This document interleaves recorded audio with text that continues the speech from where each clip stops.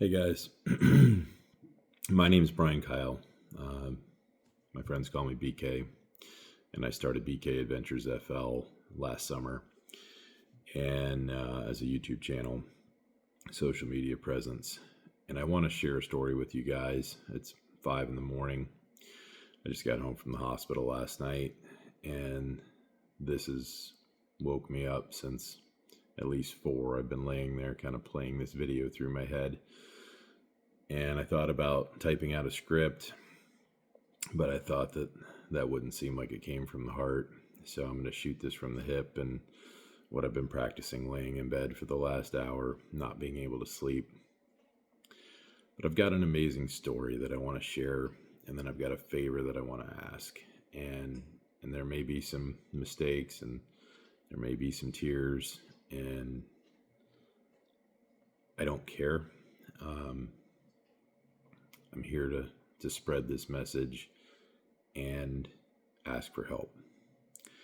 So when I started the channel last summer, the main reason I did, a good friend of mine, Alex, and I were talking, and I've always been take advantage of every minute in life. Do what you want to do, follow your dreams, don't make excuses, get out there and do what you want to do, because life is short and you don't know when it's going to be over.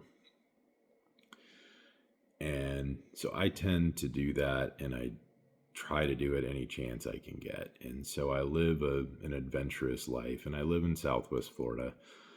And one of the things I like to do is go off-roading, go trail riding, and I like going kayaking and hiking and mountain biking and all those sorts of things. So I said, I'm going to start a channel and document that. And I'm in outside sales, so I'm on the road all the time, so I get to see some really cool places.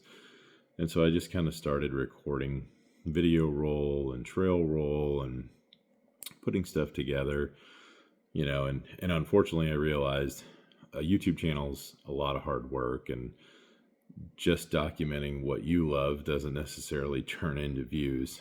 I found myself trying to create shorts that people would like, and that's fun, but it wasn't necessarily what I was after. When one of the big things in the background that I think stuck with him was, I said, if nothing else, I want basically a documentary from me that my kids can watch if something should happen to me, or when the day comes that God takes me from this earth. And I told him, I said, you should do the same thing. I said, if you want to do something like that, then that's always going to be out there.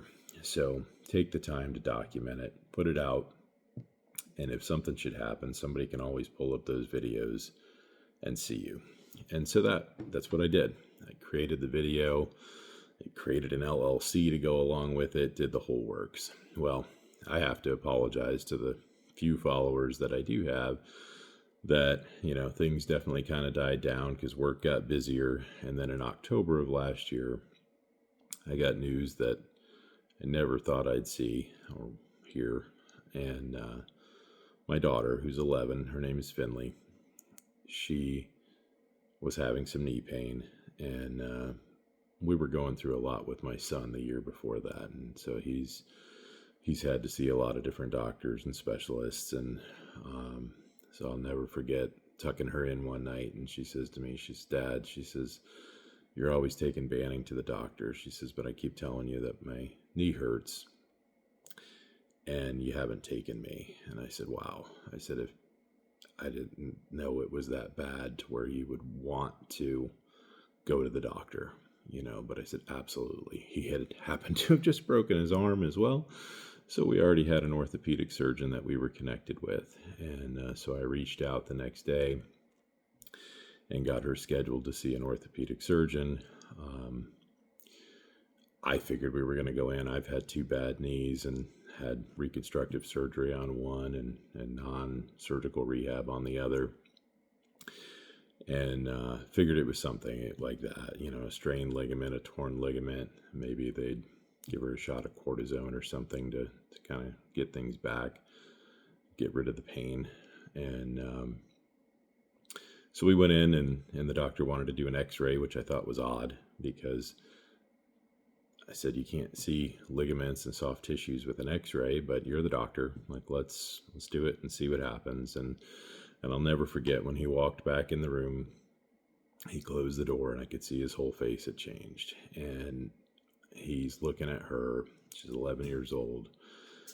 And he's trying to carefully choose his words to share to me. And he says, I'm ordering a stat MRI. You need to get her in there as soon as you possibly can. And I'm making a referral to Moffitt, which, to those of you that don't know, Moffitt's one of our major cancer centers in Florida, up in the Tampa, St. Pete area. So I knew exactly what it meant when he said it. And luckily, she didn't. But to make a long story short there, we went through hell and got the MRI, got up. I cried the whole way trying to hide it from her behind sunglasses, going up to Moffitt for consultations. We did biopsy. And basically, it was a mass around her femur that's both in and around her femur. And so I had personally 3 doctors tell me that there was essentially like a 1% chance that this wasn't an osteosarcoma, bone cancer, aggressive bone cancer. And one of my best friends told me the same thing. He ran it by about 9 different doctors, and they all agreed that it was 99% chance that this was cancer. And the course of action was going to be anything from, it was going to be a course of chemotherapy and then cutting it out, whether it was a full amputation or cutting out a section and putting an implant in.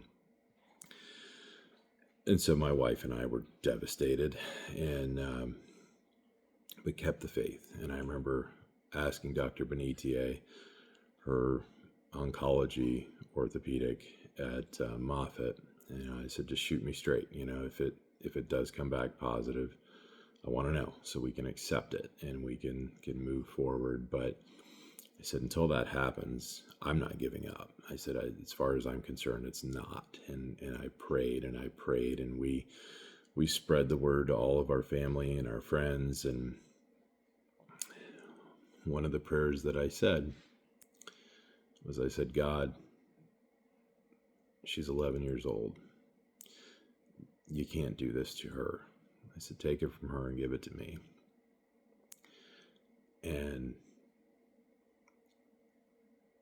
through the first biopsy, it took an agonizing, whatever it was, 4, 5, 6 days for John Hopkins, all children's, to come back and say they couldn't match it to any cancers, and they were sending it to a specialty center in Miami to see if they could match it with anything. And that was one of the longest, because that, I think, took almost 4 weeks to come back. We kept waiting and waiting and waiting. And finally, the news came back from them that they couldn't match it to any cancers. But their suggestion, based on her age and the way that this mass was on her leg, that if we really wanted to be sure, take a sample from the inside of the femur to make sure that there wasn't something hiding inside, because that would be devastating if we all thought we were out of the woods and all of a sudden there's something growing in the inside and comes back to bite us. So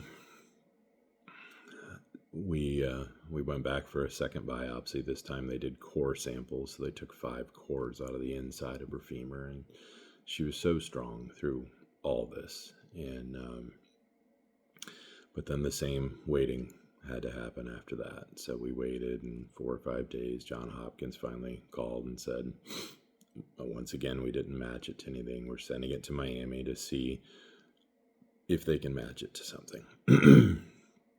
So today's, I think, January 29th. I just got home from the hospital last night. Last week, we finally got the call where they said, we've exhausted all efforts, and we can tell you with 100% certainty she doesn't have cancer. I can't tell you what that sigh of relief feels like, but it was huge. At the same time, last week, I flew out to uh, our annual sales conference, and we had gala dinners and drinks, and it was a fun time.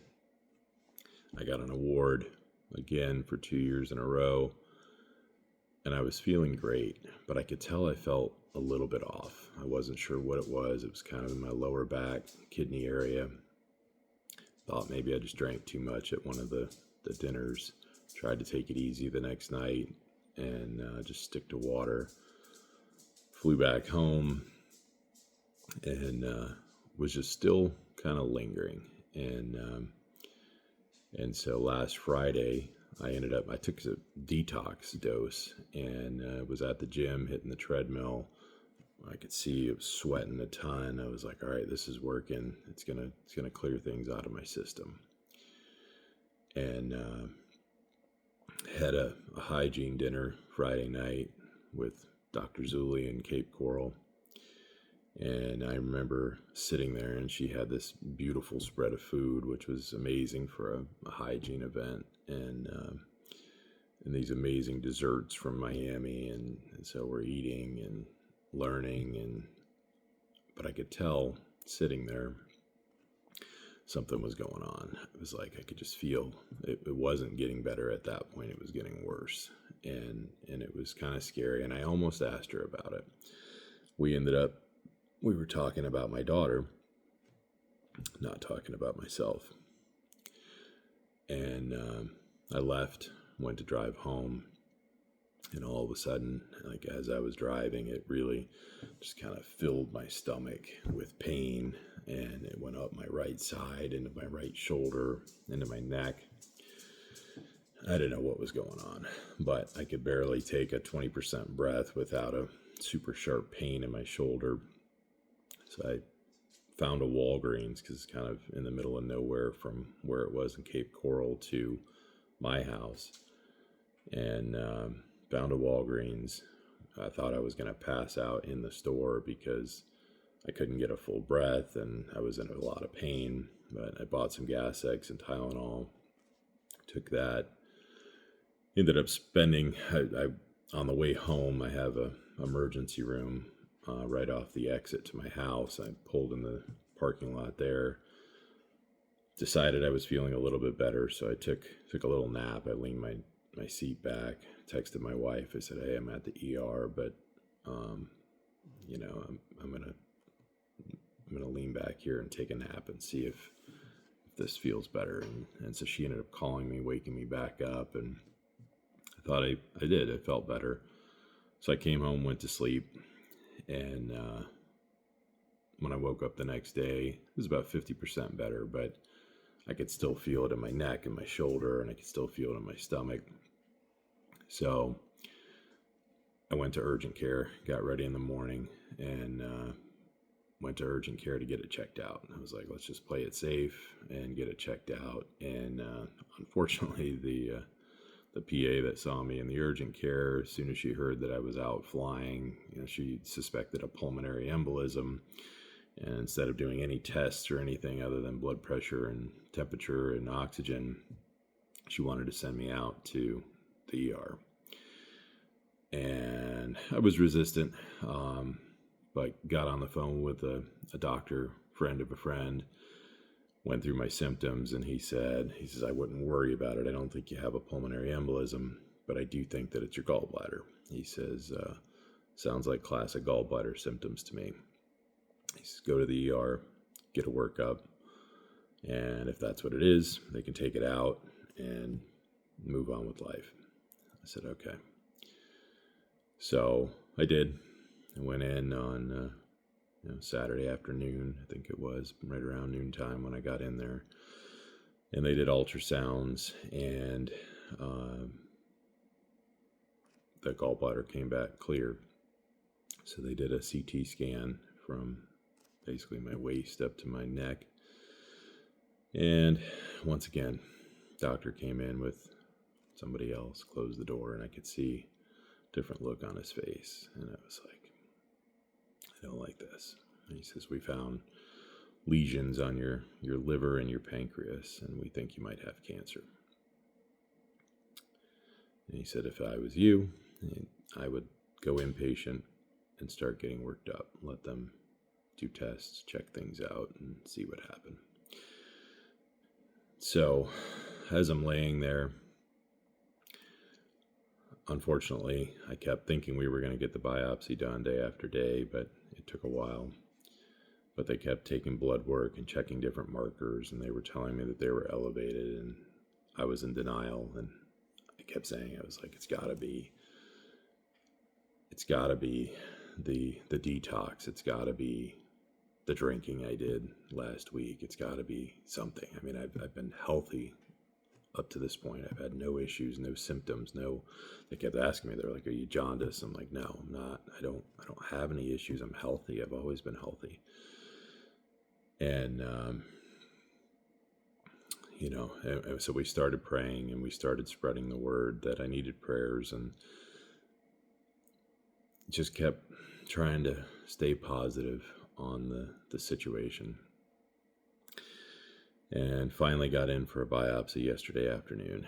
And so they went in and did an exploratory biopsy with laparoscopy. And the surgeon came to me afterwards, and he says, I've already called your wife. He says, but he says, I can tell that you've got pancreatic cancer. It's already metastasized. That's what we're seeing in your liver. So I had a port put in while they were doing the biopsy, so that I only had to go under once and have it so that I'm ready to go for chemotherapy. But with all that being said, that's the story.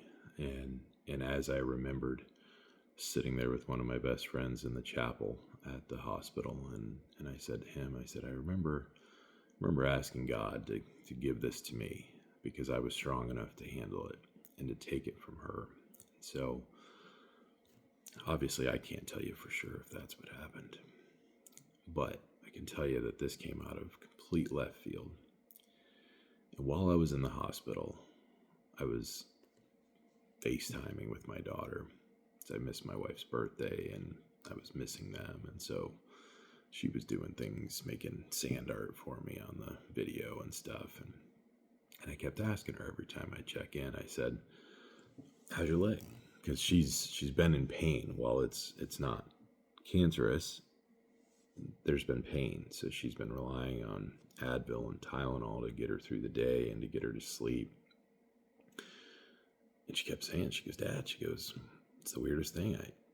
I haven't taken any medicine and I haven't had any pain. She goes, I feel 100%.